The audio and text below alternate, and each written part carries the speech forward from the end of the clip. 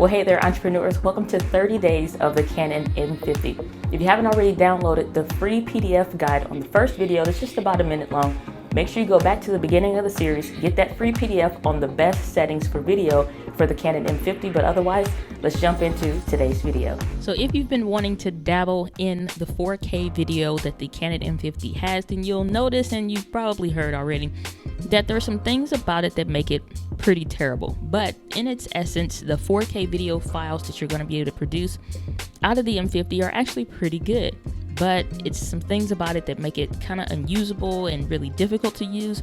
But I have a few tips on how to make it better or make that process of recording 4K video a little bit easier for you. And then in a future video, I'm going to be sharing one of my favorite ways that I actually am able to acquire in focus 4K video, as well as not have a super huge headache or have to get a second person to actually man the camera. But right now, let's get to the 3 tips. Okay, so tip number 1, don't use the included memory cards like this one right here, this SanDisk Ultra Plus. These are terrible cards, hence why I dropped it. But these are actually really terrible cards, and it's just the fact that they're fine if you're taking photos, and you're doing like 5-minute clips here or there. But if you're doing extended recordings like I'm doing right now, where I could be recording for 20 and 30 minutes at a time, then that 30-minute video file is going to be broken up. And it's even worse if you're going to do 4K, because it can't even handle it.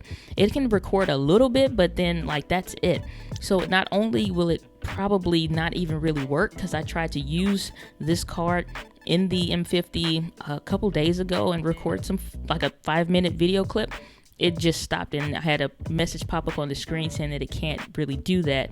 So you need a stronger memory card. So you automatically just want to start with a better memory card right off the rip, and don't use these ones that come in the creator kit. Get something better. I talked about that in a previous video that I'll link up above.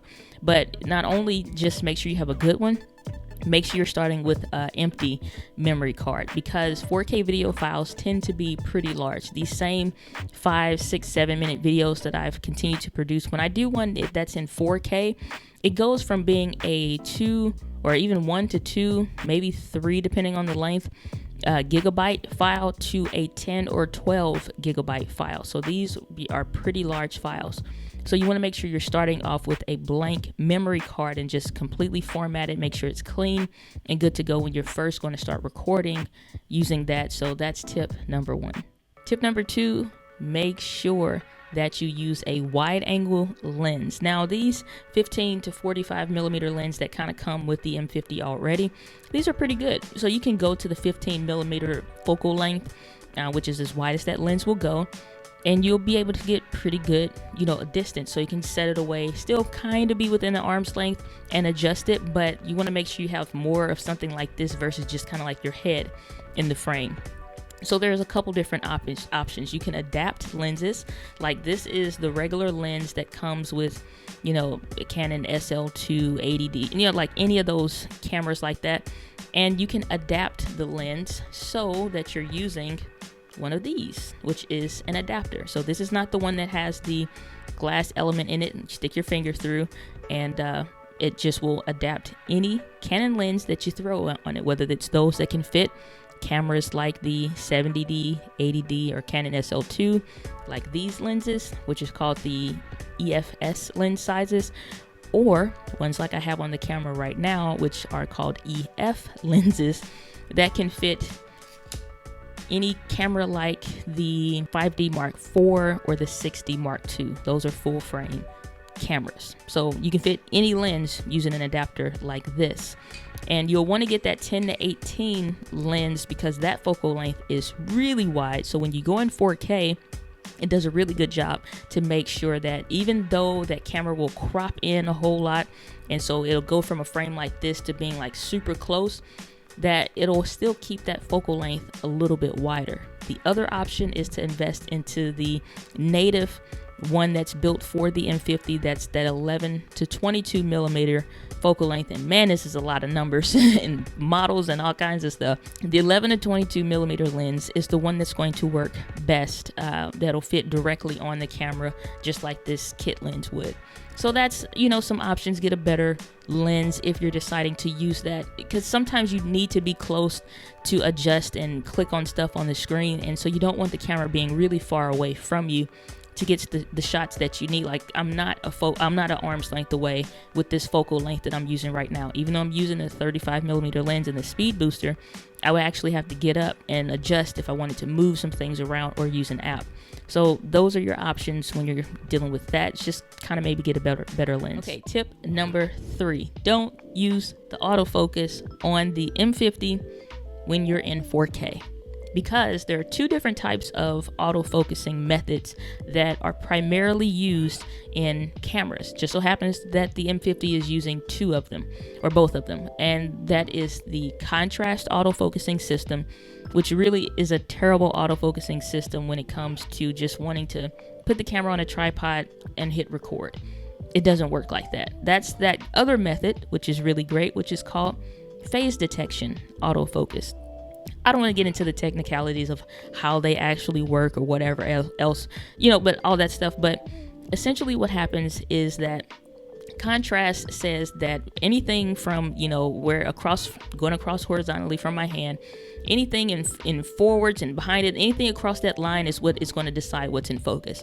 But contrast goes behind the thing that should be in focus, goes in front of the thing that should be in focus to land on what should be in focus. And if you move, it has to go through that whole method again. Phase detection essentially lines up the stuff and just says what needs to be in focus, okay, that. What needs to be in focus, okay, that. And it just does it really, really quickly. And so when you're using 1080p or any other recording method, for the most part on the M50, you're going to get the good stuff. When you're in 4K, you're not, so you don't want to use that. It's really only 2 ways to get around that, and that's to manually focus, which is the smaller ring on the lens towards the front. It's called the focusing ring. And if you move that, then you'll be able to adjust what should be in focus and actually, you know, just, hey, camera, do this. You have to turn off that autofocus and go from AF to MF, which is manual focus, and then you'll be able to adjust it. The only other option that I've found that I actually prefer, that I'll talk about in a future video, is to use the app. And what happens when you're using the app, you're really kind of coming up with a combination of things that let you use some bits of the autofocus and turn some other stuff off. Basically, I will click on what I want you to have in focus. Don't move after that unless I specifically use my finger to say put that thing in autofocus, or put that thing in focus. Then don't change anything else. That's essentially the way that I prefer to use when I'm using the M50 and I need to use that 4K autofocus. I actually kind of do the same thing on the G85, but other than that, it just gets to be a headache, and it's not something that you really want to use. But when you do use it, man, it makes some really good quality stuff. And if you add on some better glass or a better lens, then you really can make the M50 shine when it's in the 4K video. Another quick bonus tip that I want to go into, if you're going to be using the 4K, that you should be aware of, make sure your battery is fully charged. When you're using these batteries that come in the M50, these are cool. So if you're doing a video like this, 1080p, 24, 30 frames per second, whatever, you're going to get about 2.5 hours. That's the runtime that I found doing 1080p, 24 frames per second. I was able to get 2 hours, 30 minutes recording time before the battery gave up on me. So you get several video files out of that. However, if you're going to be doing 4K, it's a little bit more taxing, requires a little bit more from the camera, or even if you're using my, USB Wi-Fi setup that I talked about before, and I'll link that up in the video up above, then this is a little bit taxing. It's using the, power from this, and all kinds of stuff is going on. And if you're doing 4K, even more that's going to pull on that battery. Make sure you have a fully charged battery. Now that seems like a simple, stupid tip, same with having a empty memory card, but it's those little things that when you actually get everything set up and you're getting ready to start recording, that gets in the way, and it starts to be super duper annoying that you get everything set up, you're ready to go, you start talking for 3 minutes, and then the battery light starts flashing.